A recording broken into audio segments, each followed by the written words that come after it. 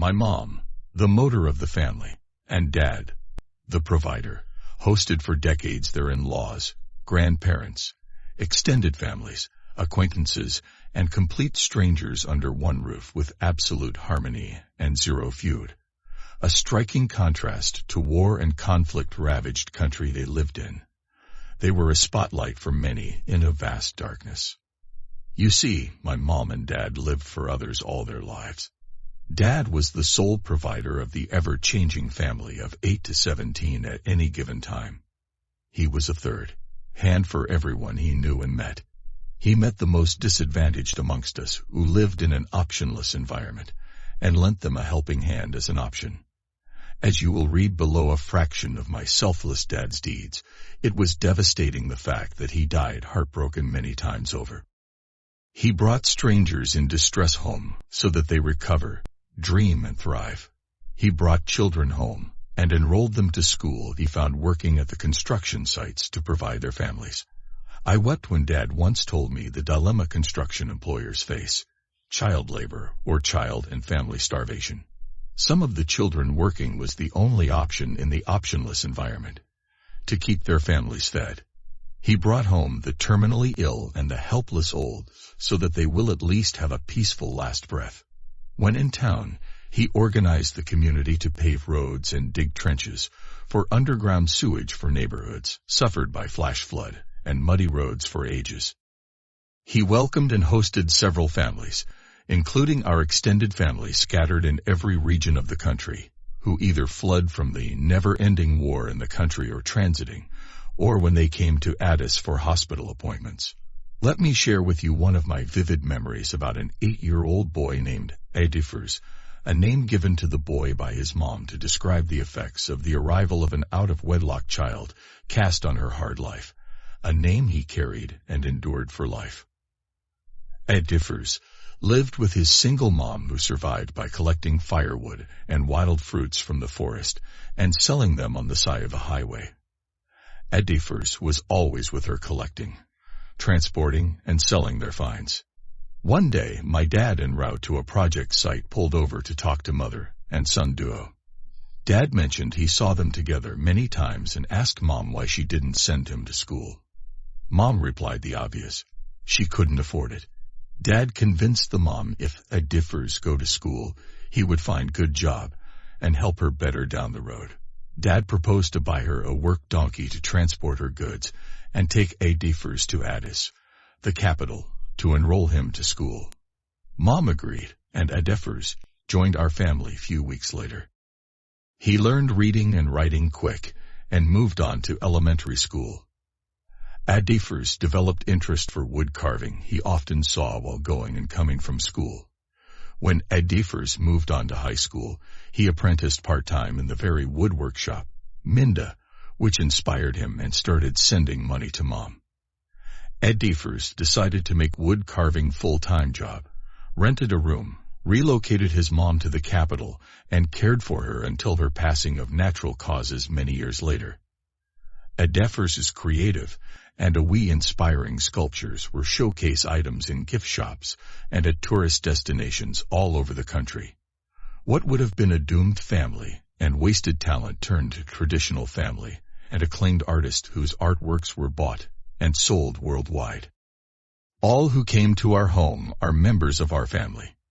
When Ethiopia's eastern region was invaded in 1977, 2 families fled the war and joined our family in Addis. My dad's friend and ex-coworker, who settled and built a family in the city of Dire Dawa, sent 4 of his daughters and their mom.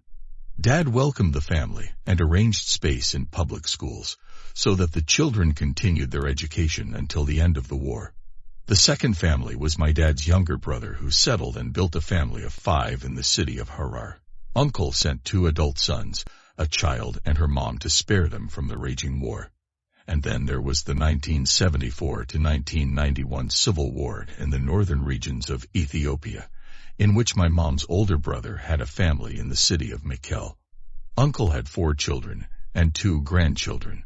Whenever the war rages wide or close to Mekelle and resources became scarce, the family made our home their home. Some of them stayed with us past the end of the war, which resulted in a new government formed by several armed rebels. It is unfortunate that succession to power of one rebel is the creation of a new rebel. A never-ending war. The war still rages in 2023 with no foreseeable end. Revolution erupted in the country in 1974 and socialist government was formed. The socialist government executed 60 of the country's top officials from the previous government. 2 of them were my dad's superiors he admired, loved, and inspired by. He was devastated when their execution was broadcasted by the state radio and TV stations. The first Heartbreak. Socialism, communism, does not allow private ownership of anything. They confiscated every second property from the public and made it state property. My dad lost a house he built when the family grew larger, and forest land he was awarded for his selfless contribution to the community and the country. The second heartbreak before recovering from the first. He consoled the family in shock and thrived anew. He wanted me, the first son of 5 siblings, to be an architect and provided me with everything that readied me when I grew up.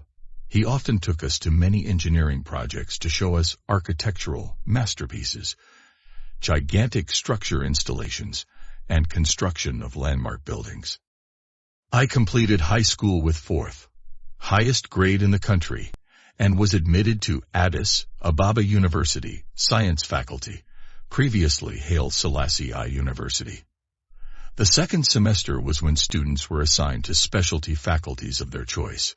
Architecture faculty was my number 1 choice, and civil engineering the second. Even though I completed the semester with flying colors to secure my first choice, I was denied admission because my Marxism course was lower than the other science courses, which they interpreted as I was a reactionary to the socialist government. I was forced to attend a faculty which was not in my choices, that made my dad's third heartbreak and my first. I applied, passed the exam, and accepted to join Aviation Academy, an institution least dominated by socialist cadres. The same year, I worked in various capacities for the airline until I defected to Europe after 8 years of service. Soon after I left the country, the socialist regime was overthrown by rebel groups, who in turn unleashed vengeance against anyone who worked for the previous governments. The selfless man who lived for others was denied old age pension and medical coverage. The 4th and 5th heartbreak. For the kind man who did so much for his neighbors and community at large, cruelty was his farewell. The selfless man who brought home the ill and the helpless to have a peaceful last breath was denied a peaceful last breath. His last words to my little brother in Addis before dying was, "It's a cruel world. Be kind regardless." When I heard his passing, I was living in Vancouver. My dream of paying him back shattered. My world turned blank. I lost purpose to exist. I needed time to re-examine life itself. I needed a makeshift purpose for distraction. I needed solitude to wind down. I remembered reading about fair trade and the gold rush when I read the history of the Canadian West Coast. I gave myself a challenge to mimic the gold rush and planned to backtrack the footsteps of the pioneers from the bottom to the top of the Gold Rush Trail, a 3 months wilderness therapy. Back in those days, they built cabins, but I took a cargo van. They had horses, but I picked up a beat-up ATV. They had pick and pan, but I took sluice box and metal detector. They carried rifles, but I carried bear spray and air horn. Most places along the Gold Rush Trail were ghost towns. I've got the distraction and the solitude I wanted. While I camped in the last Gold Rush town of Etlin, northwest corner of BC, reachable either through Alaska or Yukon only, thoughts started flying around on what to do on my way back to Vancouver. On the way up, I passed through Alaska. On the way down, I decided to pass through the Yukon. In all Gold Rush museums I visited, I noticed they lacked Gold Rush souvenirs for their visitors to take home and treasure. So I bought lockets, pendants with transparent window and gold-plated bail, and filled them with nuggets and gold flecks, and consigned them to the museums along the lower Fraser River Gold Rush routes. Tourists must have loved them. The museums kept calling to replenish their stock. I did replenish those closer to Vancouver, Yale, Hope, etc., until I no longer possessed nuggets nor flecks. I felt good. I felt I shared treasure. I felt I shared history. I felt I discovered a new purpose. Those 3 months of therapeutic solitude in the wilderness helped me regain my composure and reinvent new purpose. I refused to inherit the heartbreak. I chose to inherit the kindness. The third hand, kindness. Let's make kindness a mainstream culture. Thank you for listening.